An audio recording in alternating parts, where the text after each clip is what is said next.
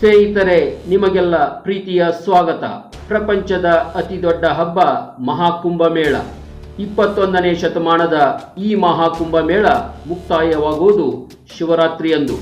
ಜನವರಿ 13, 2025ರಂದು ಪ್ರಾರಂಭವಾಗಿ ಫೆಬ್ರವರಿ 26 ಶಿವರಾತ್ರಿಯಂದು ಮುಕ್ತಾಯವಾಗಲಿದೆ. ಲಕ್ಷಾಂತರ ಸಂಖ್ಯೆಯಲ್ಲಿ ಸಾಧು ಸಂತರು, ಅಘೋರಿಗಳು, ನಾಗಾಸಾಧುಗಳು, ಸೆಲೆಬ್ರಿಟಿಗಳು, ವಿದೇಶಿಗರು ಮಹಾಕುಂಭಮೇಳದಲ್ಲಿ ಭಾಗವಹಿಸಿದ್ದರು. ಕುಂಭಮೇಳ ಇಂದಿನದಲ್ಲ, ಕುಂಭಮೇಳ ಯಾರೊಬ್ಬರದ್ದೂ ಅಲ್ಲ. ಇದು ಅವರವರ ಭಾವಕ್ಕೆ, ಭಕುತಿಗೆ ಮಾತ್ರ ನಿಲುಕುವಂಥದ್ದು.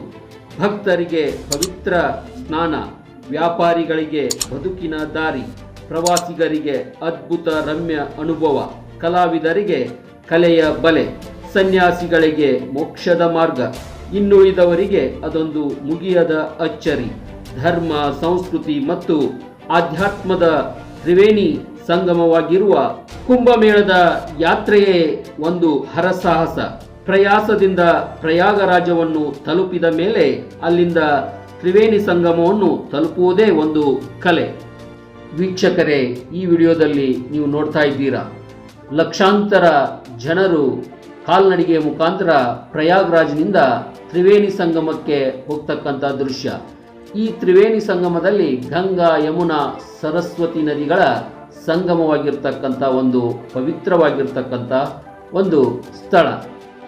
21ನೇ ಶತಮಾನದಲ್ಲಿ ನಡೆಯುತ್ತಿರುವ ಪ್ರಯಾಗ್ರಾಜ್ನ ಈ ಒಂದು ಕುಂಭಮೇಳವು ಮುಂದೆ 144 ವರ್ಷಗಳ ನಂತರ, ಅಂದರೆ 22ನೇ ಶತಮಾನದಲ್ಲಿ ಈ ಮಹಾಕುಂಭಮೇಳ ಜರುಗಲಿದೆ.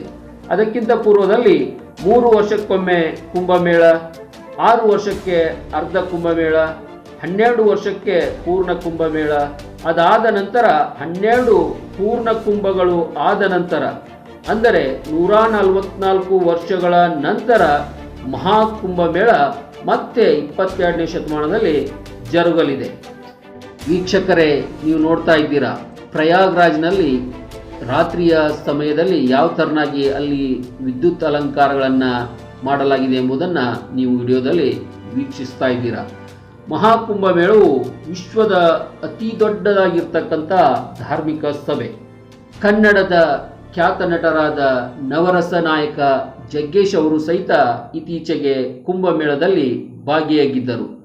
ಆ ಒಂದು ಕ್ಷಣಗಳನ್ನು ತಮ್ಮ ಇನ್ಸ್ಟಾಗ್ರಾಮ್ ಖಾತೆಯಲ್ಲಿ ಹಂಚಿಕೊಂಡಿದ್ದಾರೆ.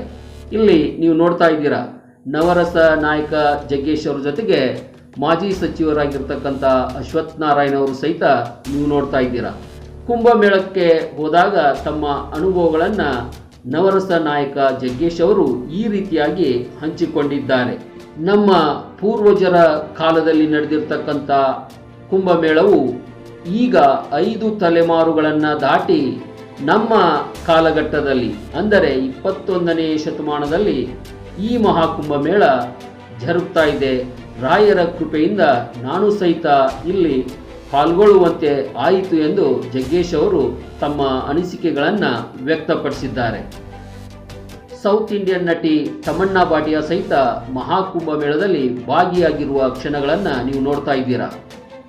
ಈ ಮಹಾಕುಂಭಮೇಳದಲ್ಲಿ ಆಪಲ್ ಸಹ ಸಂಸ್ಥಾಪಕ ಸ್ಟೀವ್ ಜಾಬ್ಸ್ ಅವರ ಪತ್ನಿಯಾದ ಲಾರೆನ್ ಜಾಬ್ಸ್ ಅವರು ಈ ಕುಂಭಮೇಳದಲ್ಲಿ ಭಾಗವಹಿಸಿದ ಮೊದಲ ವಿದೇಶಿ ಸೆಲೆಬ್ರಿಟಿ. ಇವರಿಗೆ ಕೈಲಾಸನಂದ್ ಮಹಾರಾಜರು ಕಮಲಾ ಎಂಬ ಭಾರತೀಯ ಪದವನ್ನು ನೀಡಿ ಅವರಿಗೆ ದೀಕ್ಷೆಯನ್ನು ಕುಂಭಮೇಳದಲ್ಲಿ ನೀಡಲಾಯಿತು. ಉತ್ತರ ಪ್ರದೇಶದ ಮುಖ್ಯಮಂತ್ರಿಗಳಾದ ಯೋಗಿ ಆದಿತ್ಯನಾಥ್ ಅವರು ಸಹಿತ ಕುಂಭ ಸ್ನಾನವನ್ನು ಮಾಡತಕ್ಕಂಥ ದೃಶ್ಯವನ್ನು ನೋಡ್ತಾ ಇದ್ದೀರಿ. ಅದೇ ಥರನಾಗಿ ವಿದೇಶಿ ಗಾಯಕ ಕ್ರಿಸ್ ಮಾರ್ಟಿನ್ ಅವರು ಸಹಿತ ಭಾಗವಹಿಸಿದರು. ಅದೇ ಥರನಾಗಿ ಬಾಲಿವುಡ್ ಸ್ಟಾರ್ ನಟಿ ಪೂನಂ ಪಾಂಡೆ ಅವರು ಸಹಿತ ಈ ಒಂದು ಶಾಹಿ ಸ್ನಾನವನ್ನು ಮಾಡ್ತಾ ಇದ್ದಾರೆ. ರೆಮೋ ಡಿಸೋಜಾ ನೃತ್ಯ ನಿರ್ದೇಶಕರು, ಇವರು ಸಹಿತ ಭಾಗಿಯಾಗಿ ಖ್ಯಾತ ಪಂಜಾಬಿ ಗಾಯಕ ಗುರು ರಾಂಧವ್ ಅವರು ಸಹಿತ ಮಹಾಕುಂಭಮೇಳದಲ್ಲಿ ಭಾಗವಹಿಸಿದ್ದರು. ಬಾಲಿವುಡ್ನ ಖ್ಯಾತ ನಟಿ ಮಮತಾ ಕುಲಕರ್ಣಿ ಮಹಾಕುಂಭಮೇಳದಲ್ಲಿ ಭಾಗವಹಿಸಿ ಸನ್ಯಾಸತ್ವವನ್ನು ಸ್ವೀಕರಿಸಿದರು. ಕನ್ನಡದ ಖ್ಯಾತ ಗಾಯಕರಾದ ವಿಜಯ್ ಪ್ರಕಾಶ್ ಅವರು ಸಹಿತ ತಮ್ಮ ಕುಟುಂಬದೊಂದಿಗೆ ಪ್ರಯಾಗ್ರಾಜಕ್ಕೆ ಭೇಟಿ ಕೊಟ್ಟರು. ವೀಕ್ಷಕರೇ, ಈ ಮಹಾಕುಂಭಮೇಳದಲ್ಲಿ ಬಾಲಿವುಡ್, ಹಾಲಿವುಡ್, ಸ್ಯಾಂಡಲ್ವುಡ್, ಹಾಲಿವುಡ್ನ ಅನೇಕ ಸೆಲೆಬ್ರಿಟಿಗಳು ಭಾಗಿಯಾಗಿದ್ದರು.